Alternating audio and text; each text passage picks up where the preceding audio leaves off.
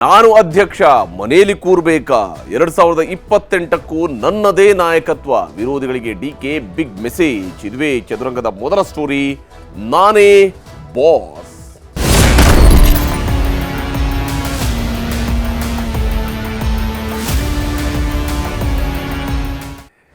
ದೆಹಲಿಗೆ ಹೋಗಿದ್ದಂತಹ ಡಿಕೆ ಶಿವಕುಮಾರ್ ಅವರು ವಾಪಸ್ ಬರ್ತಾ ಇದ್ದಂತೆ ಮತ್ತೆ ತನ್ನ ಪವರನ್ನು ಜಾಸ್ತಿ ಮಾಡ್ಕೊಂಡು ಬಂದಂಗೆ ಕಾಣ್ತಾ ಇದೆ. ನಾನೊಬ್ಬ ಕಾಂಗ್ರೆಸ್ ಬಿಟ್ಟು ಹೋಗ್ತೀನಾ ಅನ್ನುವಂಥ ಪ್ರಶ್ನೆಯನ್ನ ಕೇಳ್ತಾನೆ ತನ್ನ ಲೀಡರ್ಶಿಪ್ ಬಗ್ಗೆ ಬಹಳ ದೊಡ್ಡದಾದಂತಹ ವ್ಯಾಖ್ಯಾನಗಳನ್ನು ಮಾಡಿದ್ದಾರೆ. ವಿಶೇಷವಾಗಿ ನನ್ನ ಲೀಡರ್ಶಿಪ್ನಲ್ಲೇ ಚುನಾವಣೆ, ಈ ಮಾತನ್ನು ಡಿ ಕೆ ಶಿವಕುಮಾರ್ ಅವರು ಹೇಳ್ಕೊಂಡಿದ್ದಾರೆ. ನನ್ನ ನಾಯಕತ್ವದಲ್ಲೇ ಚುನಾವಣೆ. ದಿಲ್ಲಿಯಿಂದ ಬರ್ತಾ ಇದ್ದಂತೆ ವಿರೋಧಿಗಳಿಗೆ ಬಿಗ್ ಮೆಸೇಜನ್ನು ಕೊಡುವಂತಹ ಕೆಲಸವನ್ನು ಡಿ ಕೆ ಶಿವಕುಮಾರ್ ಅವರು ಮಾಡಿರುವಂಥದ್ದು. ನಾನೊಬ್ಬ ಕಾಂಗ್ರೆಸ್ಸನ್ನು ಬಿಟ್ಟು ಹೋಗ್ತೀರಾ ಅನ್ನುವಂಥ ಪ್ರಶ್ನೆಯನ್ನು ಕೇಳ್ತಾನೆ. ನಾನು ಅಧ್ಯಕ್ಷ, ಪಕ್ಷ ಸಂಘಟನೆಯನ್ನು ಮಾಡ್ತೇನೆ, 28ಕ್ಕೆ ನನ್ನದೇ ನಾಯಕತ್ವದಲ್ಲಿ ಚುನಾವಣೆ. ಅಷ್ಟೇ ಏಕೆ, ನನ್ನನ್ನು ಬೇರೆ ಬೇರೆ ರಾಜ್ಯಗಳಲ್ಲೂ ಕೂಡ ಕರೀತಾ ಇರ್ತಾರೆ. ಯಾಕಂದರೆ ನನ್ನಲ್ಲಿ ನಾಯಕತ್ವ ಇದೆ, ಆ ಒಂದು ವೈಬ್ರೇಷನ್ ಇದೆ ನನ್ನಲ್ಲಿ, ಆ ಕಾರಣಕ್ಕೆ ಕರೀತಾ ಇದ್ದಾರೆ. ಈ ಮಾತುಗಳನ್ನು ಹೇಳೋದ್ರ ಮೂಲಕವಾಗಿ ರಾಜ್ಯದ ಕಾಂಗ್ರೆಸ್ ನಾಯಕರಿಗೆ ಸ್ಪಷ್ಟ ಮೆಸೇಜನ್ನು ಕೊಡುವಂತಹ ಕೆಲಸವನ್ನು ಡಿ ಕೆ ಶಿವಕುಮಾರ್ ಅವರು ಮಾಡಿದ್ದಾರೆ. ಹಾಗಾದರೆ ಶಿವಕುಮಾರ್ ಅವರು ದೆಹಲಿಗೆ ಹೋಗಿ ಮಾಡಿದ್ದೇನು, ದೆಹಲಿಯಲ್ಲಿ ಏನಾಗಿದೆ, ದೆಹಲಿಯಲ್ಲಿ ಅಂತಹ ಎಕ್ಸ್ಟ್ರಾ ಪವರ್ ಡಿ ಕೆ ಶಿವಕುಮಾರ್ಗೆ ಹೇಗೆ ಸಿಗೋದಕ್ಕೆ ಸಾಧ್ಯ ಆಯಿತು? ಇದು ಬಹಳ ಮುಖ್ಯವಾಗಿ ನೋಡಬೇಕಾಗಿರುವಂಥ ವಿಚಾರ. ಅದನ್ನು ನಿಮ್ಗೆ ಒಂದೊಂದಾಗಿ ವಿವರಿಸ್ತಾ ಹೋಗ್ತೀನಿ. ಬಹಳ ಮುಖ್ಯವಾಗಿ ಇಲ್ಲಿ ಡಿ ಕೆ ಶಿವಕುಮಾರ್ ಅವರು ನಾನೇ ಬಾಸ್ ಅಂತ ಹೊರಡೋದಕ್ಕೆ ಕಾರಣ, ಹೈಕಮಾಂಡ್ ಅಂಗಳಕ್ಕೆ ಕಲಹದ ಚೆಂಡನ್ನು ಈಗಾಗಲೇ ಎಸೆದು ಬಂದಿದ್ದಾರೆ. ಆ ಕಾರಣಕ್ಕಾಗಿಯೇ ಶಿವಕುಮಾರ್ ಮತ್ತಷ್ಟು ಪವರ್ಫುಲ್ ಆಗಿ ಗೋಚರಿಸ್ತಾ ಇದ್ದಾರೆ. ಸಿದ್ದರಾಮಯ್ಯ ಅವರ ಆಪ್ತ ಸಚಿವರ ವಿರುದ್ಧ ಡಿ ಕೆ ಶಿವಕುಮಾರ್ ಅವರು ಚಾರ್ಜ್ ಶೀಟ್ ಕೊಟ್ಟಿದ್ದಾರೆ ಅನ್ನುವಂತಹ, ಅಂದರೆ ಒಂದಿಷ್ಟು ಆರೋಪಗಳು ಅವರ ವಿರುದ್ಧ ಇರುವಂತಹದನ್ನು ಕಂಪ್ಲೇಂಟನ್ನು ಕೊಟ್ಟಿದ್ದಾರೆ ಅನ್ನುವ ಮಾಹಿತಿ ಇದೆ. ಶಿವಕುಮಾರ್ ಅವರ ಆಪ್ತ ಮೂಲಗಳು ಖಚಿತಪಡಿಸ್ತಾ ಇರುವಂತಹ ಮಾಹಿತಿ. ಮಲ್ಲಿಕಾರ್ಜುನ ಖರ್ಗೆ, ವೇಣುಗೋಪಾಲ್ ಹಾಗೂ ಸುರ್ಜೇವಾಲಾ ಅವರನ್ನ ಭೇಟಿಯಾಗಿ ಈ ದೂರುಗಳು ಸಲ್ಲಿಕೆ ಮಾಡಿದ್ದಾರೆ ಶಿವಕುಮಾರ್ ಅವರು ಅಂತ ಹೇಳಲಾಗ್ತಾ ಇದೆ. ಶಿವಕುಮಾರ್ ಅವರು ಈ ರೀತಿಯಾಗಿ ದೂರುಗಳನ್ನು ಕೊಟ್ಟಿದ್ದಾರೆ. ವಿಶೇಷವಾಗಿ ಅವರು KN ರಾಜಣ್ಣ, ಯಾಕಂದರೆ ಬೆಳಗ್ಗೆ ಸಂಜೆ ಮಧ್ಯಾಹ್ನ ಯಾವ ಹೊತ್ತಿನಲ್ಲಿ ರಾಜಣ್ಣ ಅವ್ರ ಜೊತೆ ಮಾತಾಡಿದ್ರೆ ಅವರು ಶಿವಕುಮಾರ್ ಅವರ ವಿರುದ್ಧವೂ ಕೂಡ ಮಾತನಾಡ್ತಾ ಇರ್ತಾರೆ. ಈ ಕಾರಣಕ್ಕಾಗಿ ರಾಜಣ್ಣ ಮೊದಲ ಟಾರ್ಗೆಟ್, ಎರಡನೇದು ಸತೀಶ್ ಜಾರಕಿಹೊಳಿ, ಮೂರನೇವರು ಡಾಕ್ಟರ್ ಎಸ್ ಸಿ ಮಹದೇವಪ್ಪ. ಇವರುಗಳ ವಿರುದ್ಧ ದೂರು ನೀಡಿದ್ದಾರೆ ಅಂತ ಹೇಳಲಾಗ್ತಾ ಇದೆ. ಇದು ಬಹಳ ಮುಖ್ಯವಾಗಿ ಕಾಂಗ್ರೆಸ್ನಲ್ಲಿ ನಡೀತಾ ಇರುವಂತಹ ಬೆಳವಣಿಗೆ. ಯಾಕೆಂದರೆ CM ಆಪ್ತ ಸಚಿವರ ಕಾರ್ಯವೈಖರಿ ಬಗ್ಗೆ ಅವ್ರಿಗೆ ಅಸಮಾಧಾನ ಇದೆ. ಶಿವಕುಮಾರ್ ಅವರಿಗೆ ಕೆಲವರು ಮಾತನಾಡ್ತಾರೆ, ಕೆಲಸ ಮಾಡ್ತಾ ಇಲ್ಲ.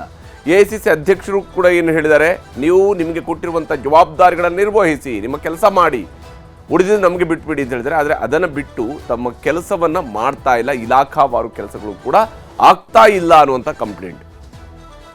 ಇದೇ ಕಾರಣಕ್ಕಾಗಿ ಸಚಿವ ಸಂಪುಟದ ಪುನರ್ರಚನೆ ಆಗಬೇಕು. ಮುಖ್ಯಮಂತ್ರಿಯವರಿಗಿಂತ ಹೆಚ್ಚು ಸಂಪುಟ ಪುನರ್ರಚನೆಗೆ ಆಸಕ್ತಿ ಉಪಮುಖ್ಯಮಂತ್ರಿಯವರಿಗೆ ಬಂದಂಗೆ ಕಾಣ್ತಾ ಇದೆ. ಸಂಪುಟದ ಪುನರ್ರಚನೆ ಆಗಬೇಕು, ಹೇಗಿದ್ರೂ ಅಧಿಕಾರ ತನಗೆ ಅಷ್ಟು ಸುಲಭವಾಗಿ ಸಿಗೋದಿಲ್ಲ ಅನ್ನೋದು ಶಿವಕುಮಾರ್ ಅವರಿಗೂ ಕೂಡ ಒಂದು ಕಡೆಯಲ್ಲಿ ಅರ್ಥ ಆದಂತೆ ಭಾಸವಾಗ್ತಾ ಇದೆ. ಈ ಕಾರಣಕ್ಕಾಗಿಯೋ ಏನೋ ಅವರು ಸಂಪುಟ ಪುನರ್ರಚನೆಗೆ ಒತ್ತಡವನ್ನು ಹೇರ್ತಾ ಇದ್ದಾರೆ. PCC ಅಧ್ಯಕ್ಷರ ಆಗಿದ್ದುಕೊಂಡು ಆ ನೆಲೆಯಲ್ಲಿ ಅವರಿಗಿರುವಂತಹ ಶಕ್ತಿಯನ್ನು ಇಟ್ಟುಕೊಂಡು. ಇಲ್ಲಿ ಬಹಳ ಮುಖ್ಯವಾಗಿ ಏನು ಹಾಗಾದರೆ ಆರೋಪ, DKC ಚಾರ್ಜ್ ಶೀಟ್ನಲ್ಲಿ ಏನೇನಿದೆ, ಏನೇನು ಆರೋಪಗಳನ್ನು ಅವರು ಮಾಡ್ತಾ ಇದ್ದಾರೆ ಅನ್ನೋಂಥದ್ದನ್ನು ನೋಡ್ತಾ ಹೋದಾಗ, ಮತ್ತು ಯಾವ್ಯಾವ ಬೇಡಿಕೆಗಳನ್ನು ಅವರು ಹೈಕಮಾಂಡ್ ಮುಂದೆ ಇಟ್ಟಿದ್ದಾರೆ ಅನ್ನೋದನ್ನು ನೋಡ್ತಾ ಹೋದಾಗ, ಸಚಿವ ಸಂಪುಟ ಪುನರ್ರಚನೆ ಆಗಲೇಬೇಕು.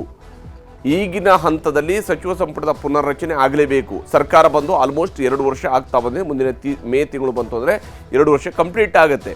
ಸಂಪುಟ ಪುನರ್ರಚನೆಯಾದರೆ ಹಿರಿಯರಿಗೆ ಅವಕಾಶವನ್ನು ಮಾಡಿಕೊಡೋದಕ್ಕೆ ಸಾಧ್ಯ ಆಗುತ್ತೆ, ಹೊಸಬರಿಗೆ ಅವಕಾಶವನ್ನು ಮಾಡಿಕೊಡೋದಕ್ಕೆ ಸಾಧ್ಯ ಆಗುತ್ತೆ, ಪೊಟೆನ್ಷಿಯಲ್ ಇರತಕ್ಕಂತಹ ಶಾಸಕರಿಗೆ ಅವಕಾಶ ಮಾಡಿಕೊಡೋದಕ್ಕೆ ಸಾಧ್ಯ ಆಗುತ್ತೆ. ಅಸಮರ್ಥ ಸಚಿವರನ್ನು ಕೈ ಬಿಡೋದಕ್ಕೆ ಇದೊಂದು ಅವಕಾಶ ಆಗತ್ತೆ.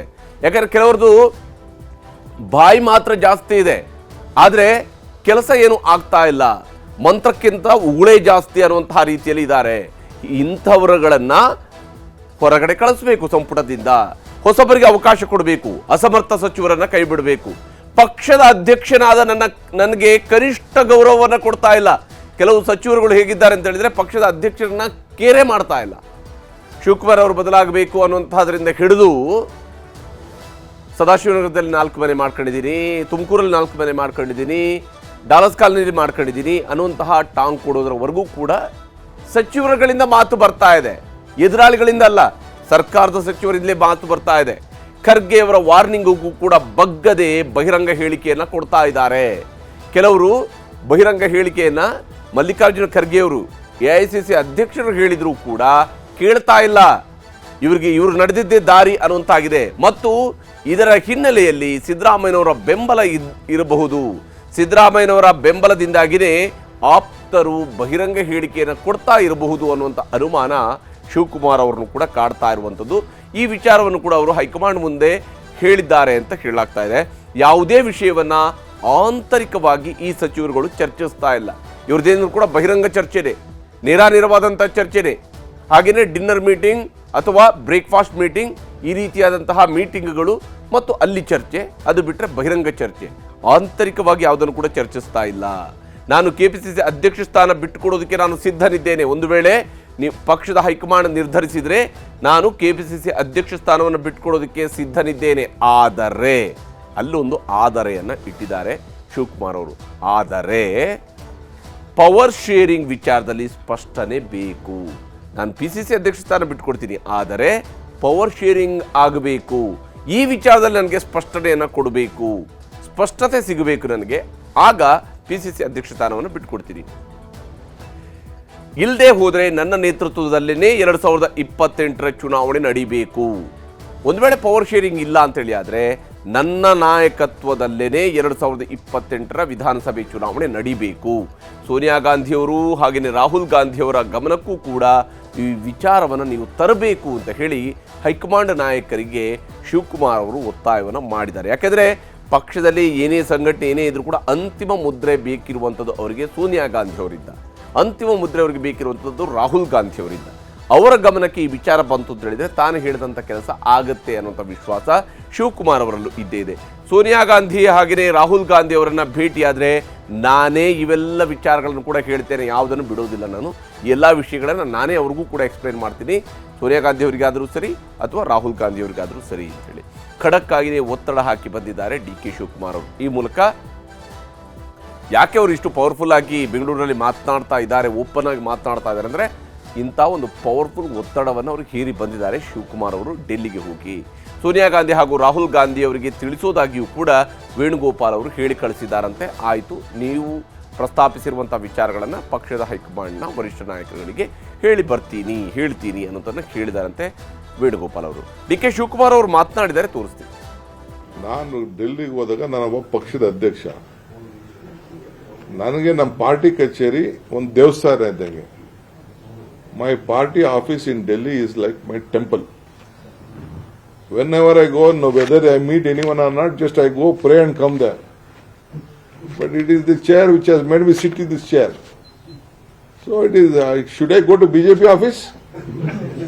Do you want me to go to Keshav Krupa? Or you want me to go to BJP office? It is my office. It is my temple. ನನ್ನ ರಾಜ್ಯ ಪಾರ್ಟಿ ಅಧ್ಯಕ್ಷ 5 ವರ್ಷ ಪಾರ್ಟಿ ಪ್ರೆಸಿಡೆಂಟ್ ಮಾಡಿಬಿಟ್ಟು ನನ್ನ ಡೆಪ್ಟಿ CM ಮಾಡಿ 89 ಮಂತ್ರಿಯಾಗಿ ನನ್ನ ಬೆಳೆಸಿ, if I doesn't show my face and ನಾನು ಕಾಂಗ್ರೆಸ್ಗೆ ಕೆಲಸ ಮಾಡಲಿಲ್ಲ ಅಂದಮೇಲೆ, ನನ್ನ ಲೀಡರ್ಶಿಪ್ ಕೊಡಲಿಲ್ಲ ಅಂದಮೇಲೆ, ನಾನು ಮನೇಲಿ ಕೂತ್ಕೊಳ್ಳೋಕೆ ನನ್ನ ನಾಯಕ ಕಾಂಗ್ರೆಸ್ ಪಾರ್ಟಿ ನನಗೆ ಶಕ್ತಿ ಕೊಟ್ಟಿರೋದು. Whatever position I am there. ನನ್ನ ಕೇರಳ ಕರೀತಾರೆ, ತಮಿಳುನಾಡು ಕರೀತಾರೆ, ತೆಲಂಗಾಣ ಕರೀತಾರೆ, ಆಂಧ್ರ ಕರೀತಾರೆ, ಅಸ್ಸಾಂ ಕರೀತಾರೆ, ಡೆಲ್ಲಿ ಕರೀತಾರೆ, ಬಿಹಾರ್ ಕರೀತಾರೆ, ಹಿಮಾಚಲ್ ಪ್ರದೇಶ್ ಕರೀತಾರೆ. ನಿಮ್ನ ಕರೀತಾರ? ಬೇರೆಯವ್ರು ಕರೀತಾರ?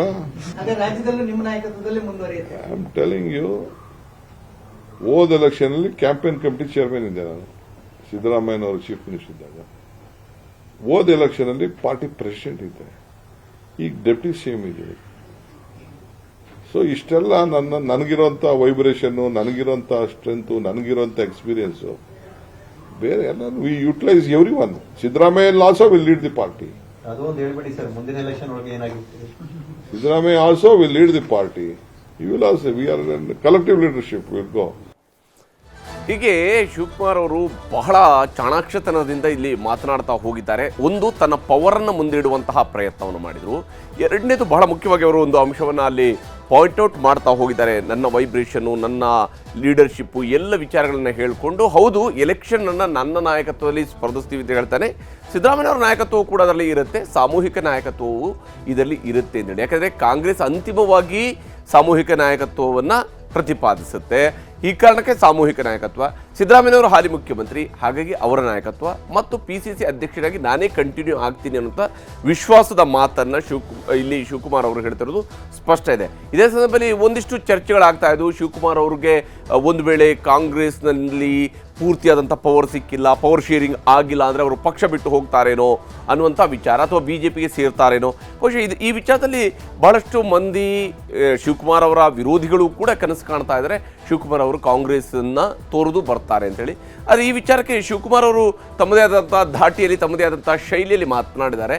BJP ಕಡೆಗೆ ಒಲವು ಅನ್ನುವಂಥ ವಿಚಾರಕ್ಕೆ ಸಂಬಂಧಪಟ್ಟಂತೆ BJP ಕಡೆಗೆ ಒಲವು ತೋರಿದ್ದಾರೆ ಶಿವಕುಮಾರ್ ಅನ್ನುವಂಥ ವಿಚಾರಕ್ಕೆ, BJP ಸೇರ್ತಾರೆ ಅನ್ನುವಂತಹ ಪ್ರಶ್ನೆಗಳಿಗೂ ಕೂಡ ಅತ್ಯಂತ ಖಡಕ್ ಆದಂಥ ಉತ್ತರವನ್ನು ಕೊಟ್ಟಿದ್ದಾರೆ. ನಾನೊಬ್ಬ ಹುಟ್ಟು ಕಾಂಗ್ರೆಸ್ಸಿಗ, ಕಾಂಗ್ರೆಸ್ ಬಿಟ್ಟು ಎಲ್ಲೂ ಹೋಗಲ್ಲ ಅಂತ ಹೇಳ್ತಾರೆ. ನಾನೊಬ್ಬ ಹುಟ್ಟು ಕಾಂಗ್ರೆಸ್ಸಿಗ, ಇದನ್ನು ಅವರು ಪ್ರತಿ ಬಾರಿ ಪ್ರತಿಪಾದಿಸ್ತಾ ಇರೋದು. ಮತ್ತು ಅವರು AICC ಕಚೇರಿಯನ್ನು ಈಗ ಹೇಳ್ತಿದ್ದಾರೆ ಅಂತ ಹೇಳಲ್ಲ, ಉಪಮುಖ್ಯಮಂತ್ರಿಯಾಗಿ ಅವರು ಹೇಳ್ತಾ ಇರೋದಲ್ಲ, ಅದು ನನ್ನ ದೇಗುಲ, ಅಲ್ಲಿ ನನ್ನ ದೇವರಿದ್ದಾರೆ ಅಂತ ಹೇಳೋದು ಈಗಲ್ಲ. ಹಿಂದೆ ಸಿದ್ದರಾಮಯ್ಯನವರ ಕ್ಯಾಬಿನೆಟ್ಗೆ ಅವ್ರನ್ನ ತೆಗೆದುಕೊಳ್ಳದೇ ಇದ್ದಾಗಲೂ ಕೂಡ 2013ರಲ್ಲಿ ಆಗಲೂ ಕೂಡ ಇದೇ ಶಿವಕುಮಾರ್ ಅವರು ಇದೇ ಮಾತುಗಳನ್ನು ಹೇಳ್ತಾ ಇದ್ರು. ಅಷ್ಟೇ ಅಲ್ಲದೆ, ನಾನೊಬ್ಬ ಹಿಂದೂ, ಎಲ್ಲ ಸಂಸ್ಕೃತಿಗಳು ಕೂಡ ನನಗೆ ಬೇಕು, ನಾನು ಒಬ್ಬ ಹಿಂದೂ ಮತ್ತು ನಾನು ಹಿಂದುವಾಗಿಯೇ ಇರ್ತೇನೆ ಅನ್ನುವಂಥದ್ದು ಅವರು ಹೇಳ್ತಾ ಇರುವಂತಹ ಮಾತುಗಳು. ಆ ಮೂಲಕವಾಗಿ ಏನು ಕುಂಭಮೇಳಕ್ಕೆ ಹೋಗಿ ಬಂದಿರೋದನ್ನು ಕೂಡ ಅವರು ಸಮರ್ಥಿಸಿಕೊಂಡಿದ್ದಾರೆ. ಜೊತೆಗೆ ಕಾಂಗ್ರೆಸ್ ನನ್ನ ದೇವರು, AICC ಕಚೇರಿ ನನ್ನ ಮನೆ ಅಂತ DK ಶಿವಕುಮಾರ್ ಅವರು ಹೇಳ್ಕೊಂಡಿದ್ದಾರೆ. ಕಾಂಗ್ರೆಸ್ಸೇ ನನಗೆ ದೇವರು, ಕಾಂಗ್ರೆಸ್ ಪಕ್ಷದ ಕಚೇರಿನೇ ನನಗೆ ದೇಗುಲ, ಅದೇ ನನ್ನ ಮನೆ ಅನ್ನುವಂತಹ ಮಾತುಗಳನ್ನು ಕೂಡ ಶಿವಕುಮಾರ್ ಅವರು ಇಲ್ಲಿ ಹೇಳೋದ್ರ ಮೂಲಕವಾಗಿ ತನ್ನ ಸುತ್ತಲೂ ಎದ್ದು ಏಳುವಂತಹ ಊಹಾಪೋಹಗಳನ್ನು ನಿರಾಕರಿಸುವಂತಹ ಕೆಲಸವನ್ನು ಕೂಡ ಇದೇ ಸಂದರ್ಭದಲ್ಲಿ ಮಾಡಿದ್ದಾರೆ ಶಿವಕುಮಾರ್ ಅವರು. By birth, I'm a congressman. My stand is, I'm a Hindu and I believe in every culture of the society. Because of my personal liking and my personal ideology, belief, Congress ideology is everyone taking everyone together. ಕೆಲವರು ಆಲೇ social ಮೀಡಿಯಾಲೆಲ್ಲ I am very getting closer to ಇದು not Amit Shah to the BJP ಅಂತ ಬರೀತಾ ಇದ್ದಾರೆ. ಪಾಪ ಇನ್ನ ನಾನು ಅಮಿತ್ ಶಾ ಮೀಟೇ ಮಾಡಿಲ್ಲ.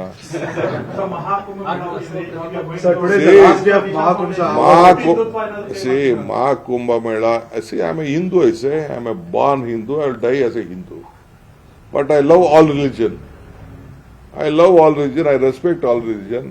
ನೋಡಪ್ಪ, ನಾನು ಪ್ರಯತ್ನ ವಿಫಲ ಆಗ್ಬೋದು, ಪ್ರಾರ್ಥನೆ ವಿಫಲ ಆಗಲ್ಲ ಅಂತ ಹೇಳಿದೆ.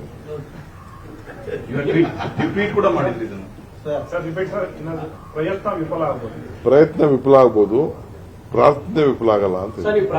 ಪ್ರಾರ್ಥನೆಯಲ್ಲಿ ದುಃಖ, ದುಮ್ಮಾನ, ದುಗುಡ ಎಲ್ಲ ಇರುತ್ತೆ, ಅವೆಲ್ಲ ಸೇರಿ ಪ್ರಾರ್ಥನೆ ಮಾಡ್ತೀರಿ ಸರ್. ಈ ಸರಿ ಹೋದಾಗ ಆ ಪ್ರಾರ್ಥನೆ ಇಲ್ಲ, ಅದು ಇತ್ತ ಸರ್? ಭಯಕ್ಕೆ ಏನಾದ್ರು ಇತ್ತ ಸರ್? ನಾನು ಡೈಲಿ ಪ್ರಾರ್ಥನೆ ಮಾಡ್ತೀನಿ. ನಾನು ಡೈಲಿ ಪ್ರಾರ್ಥನೆ ಮಾಡ್ತೀನಿ ಅನ್ನೋದ್ರ ಮೂಲಕವಾಗಿ ಶಿವಕುಮಾರ್ ಅವರು ಏನು ಅವರ ಕನಸನ್ನು ಅವರೇನು ಮುಚ್ಚಿಟ್ಟು ಕನಸು ಕಾಣುವಂಥವ್ರಲ್ಲ, ಆ ಕನಸುಗಳನ್ನು ಬಹಿರಂಗವಾಗಿ ಇಟ್ಟುಕೊಂಡೇ ಕನಸು ಕಾಣ್ತಾ ಇರುವಂಥ ಮನುಷ್ಯ. ರಾಜಕಾರಣಿಯಾಗಿ ತನ್ನ ಆಸೆಗಳನ್ನು, ಪ್ರಾರ್ಥನೆಗಳನ್ನು ಇವೆಲ್ಲವನ್ನೂ ಕೂಡ ಅವರು ಹೇಳ್ತಾ ಇರ್ತಾರೆ. ಇದು ಸಹಜವಾಗಿಯೇ ದೆಹಲಿಗೆ ಹೋಗಿ ಬಂದ ಕಾರಣದಿಂದಾಗಿ ಮತ್ತೊಮ್ಮೆ ಅದನ್ನು ರಿಪೀಟ್ ಮಾಡಿದರೆ ಪ್ರಯತ್ನ ವಿಫಲ ಆಗಬಹುದು, ಆದರೆ ಪ್ರಾರ್ಥನೆ ವಿಫಲ ಆಗುವುದೆಂದು ನೋಡೋಣ ಅವರ ಪ್ರಾರ್ಥನೆ ಯಾವಾಗ ಹೇಗೆಲ್ಲ ಫಲಿಸುತ್ತೆ ಅನ್ನುವಂಥದ್ದು ಇದೇ ಇರುವಂಥದ್ದು. ಆದರೆ ಶಿವಕುಮಾರ್ ಅವರು ಹೀಗೆ ಖುಷಿಯಾಗಿ ಮಾತನಾಡ್ತಾ ಇದ್ದಾರೆ, ಪವರ್ಫುಲ್ ಆಗಿ ಮಾತನಾಡ್ತಿದ್ರೆ, ಆ ಕಡೆ ಜಮೀರ್ ಖಾನ್ ಅವರು ತಮ್ಮದೇ ಆದಂತಹ ಶೈಲಿಯ ಡೈಲಾಗ್ಗಳನ್ನು ಮತ್ತೊಮ್ಮೆ ಹೊಡೆದಿದ್ದಾರೆ. ಯಾಕಂದರೆ ಜಮೀರ್ ಅವರು ಏನೇ ಮಾತನಾಡಿದ್ರು ಕೂಡ ಅದರಲ್ಲಿ ಒಂದಲ್ಲ ಒಂದು ರೀತಿಯಾದಕ್ಕೆ ಅದು ಚರ್ಚೆಗೆ ಆಸ್ಪದವನ್ನು ಮಾಡಿಕೊಡ್ತಾ ಇರುತ್ತೆ. ಶಿವಕುಮಾರ್ ದೆಹಲಿ ಪ್ರವಾಸದ ಬೆನ್ನಲ್ಲೇ ಸಿದ್ದರಾಮಯ್ಯನವರಿಗೆ ಬಹುಪರಾಕನ್ನು ಹಾಕುವಂತಹ ಕೆಲಸವನ್ನು ಜಮೀರ್ ಅವರು ಮಾಡಿದರು. ಅಷ್ಟೇ ಅಲ್ಲದೆ ಸಿದ್ದರಾಮಯ್ಯನವರ ಪರವಾಗಿ ಬ್ಯಾಟ್ ಬೀಸ್ತಾನೆ ಅವರೊಂದು ಡೈಲಾಗನ್ನು ಹೊಡೆದಿದ್ದಾರೆ. ಇಲ್ಲೂ ಕೂಡ CM ಕುರ್ಚಿ ಖಾಲಿ ಇಲ್ಲ, ಮುಟ್ಟೋದಕ್ಕೂ ಆಗೋದಿಲ್ಲ ಅಂತೇಳಿ. CM ಕುರ್ಚಿ ಖಾಲಿ ಇಲ್ಲ, ಅದನ್ನು ಮುಟ್ಟೋದಕ್ಕೂ ಆಗೋದಿಲ್ಲ. ಮತ್ತು ವಿಶೇಷವಾಗಿ ಅವರು ಒಂದು ಮಾತನ್ನು ಹೇಳಿದ್ದಾರೆ, ಸಿದ್ದರಾಮಯ್ಯನವ್ರನ್ನ ಮುಟ್ಟಿದವರು ಸುಟ್ಟು ಹೋಗ್ತಾರೆ ಅಂತ. ಅದು ಬೆಂಕಿ ಇದ್ದಂಗೆ ಅದನ್ನು ಮುಟ್ಟಿದವರು ಸುಟ್ಟು ಹೋಗ್ತಾರೆ ಅನ್ನುವಂತಹ ಮಾತುಗಳನ್ನು ಜಮೀರ್ ಅವರು ಹೇಳಿದ್ದಾರೆ. ಎಲ್ಲ ಸಮುದಾಯಗಳು ಕೂಡ ಆಸೆ ಪಡುವುದರಲ್ಲಿ ತಪ್ಪಿಲ್ಲ. ಮುಖ್ಯಮಂತ್ರಿ ಆಗಬೇಕು ಅನ್ನುವಂಥ ಆಸೆಯನ್ನು ಯಾವುದೇ ಸಮುದಾಯದವರು, ಇನ್ಕ್ಲೂಡಿಂಗ್ ಶಿವಕುಮಾರ್ ಅವರಿಗೂ ಸೇರಿದಂಗೆ ಅನ್ವಯ ಆಗತ್ತೆ ಇವರ ಮಾತುಗಳು. ಯಾವುದೇ ಸಮುದಾಯದವರು ಬೇಕಿದ್ರೂ ಕೂಡ ಆಸೆ ಪಡ್ಬೋದು. ಆದರೆ ಅವಕಾಶ ಸಿಕ್ಕಾಗ ಎಲ್ಲರೂ ಆಗಲಿ, ಸದ್ಯಕ್ಕಂತೂ ಕುರ್ಚಿ ಖಾಲಿ ಇಲ್ಲ ಅಂತೇಳಿ. ಒಂದು ವೇಳೆ ಅವ್ರಿಗೆ ಅವಕಾಶ ಸಿಗುತ್ತೆ ಅವರೂ ಆಗಲಿ, ಫೈನ್, ತೊಂದರೆ ಇಲ್ಲ. ಆದರೆ ಈಗ ಕುರ್ಚಿ ಖಾಲಿ ಇಲ್ಲ, ಸಿದ್ದರಾಮಯ್ಯನವರು ಮುಟ್ಟಿದರೆ ಸುಟ್ಟು ಹೋಗ್ತೀರಿ ಅಂತ. ಯಾವುದೂ ಖಾಲಿ ಇಲ್ಲ, ಚರ್ಚೆಗಳೇ ಬೇಡ ಅನ್ನುವಂತಹ ಮಾತನ್ನು ಸಚಿವ ಜಮೀರ್ ಅಹಮದ್ ಖಾನ್ ಅವರು ಹೇಳಿಕೊಂಡಿದ್ದಾರೆ. ಜಮೀರ್ ಅವರ ಮಾತನ್ನು ನಿಮಗೆ ಕೇಳಿಸ್ತೀನಿ. ಈಗ ಸರ್, ನಾನು ಪ್ರತಿ ಸಲ ಒಂದೇ ಹೇಳೋದು, ಈಗ CM ಕುರ್ಚಿ ಖಾಲಿ ಇಲ್ಲ, ಅಧ್ಯಕ್ಷ ಸ್ಥಾನನೂ ಖಾಲಿ ಇಲ್ಲ. ಅಧ್ಯಕ್ಷ ಕುರ್ಚಿದಲ್ಲಿ ಮಾನ್ಯ DK ಶಿವಕುಮಾರ್ ಅವರು ಕೂತಿದ್ದಾರೆ, ಮುಖ್ಯಮಂತ್ರಿ ಕುರ್ಚಿದಲ್ಲಿ ಮಾನ್ಯ ಸಿದ್ದರಾಮಯ್ಯ ಅವರು ಕೂತಿದ್ದಾರೆ. ಈಗ ಖಾಲಿ ಇದ್ದರೆ ತಾನೇ ಚರ್ಚೆ ಆಗೋದು. ಆಮೇಲೆ ಆ ಸಿದ್ದರಾಮಯ್ಯ ಕುರ್ಚಿ ಮುಟ್ಟಕ್ಕೆ ಸಾಧ್ಯನ್ರಿ? ಅದೊಂಥರ ಬೆಂಕಿ, ಅದು ಬೆಂಕಿಗೆ ಏನಾದ್ರು ಮುಟ್ಟರೆ ಏನಾಗ್ತದೆ, ಸುಟ್ಟೋಗ್ಬಿಡ್ತದೆ ಕೈಗಳು. ಅದೊಂಥರ ಸಿದ್ದರಾಮಯ್ಯ ಬೆಂಕಿ ಇದ್ದಂಗೆ ಅದು. ಅಲ್ಲಿಗೆ ಈ ಬೆಂಕಿಯನ್ನು ಅಷ್ಟು ಸುಲಭದಲ್ಲಿ ನೀವು ಯಾರು ಮುಟ್ಟೋಕ್ಕಾಗೋದಿಲ್ಲ ಅಂತ, ಇನ್ಕ್ಲೂಡಿಂಗ್ ಹೈಕಮಾಂಡ್ ಮುಟ್ಟೋಕ್ಕಾಗಲ್ಲ ಅನ್ನುವಂಥದ್ದನ್ನು ಸ್ಪಷ್ಟವಾಗಿ ಸಿದ್ದರಾಮಯ್ಯನವರ ಆಪ್ತ ಬಣ ಹೇಳ್ತಾ ಇರುವಂಥದ್ದು.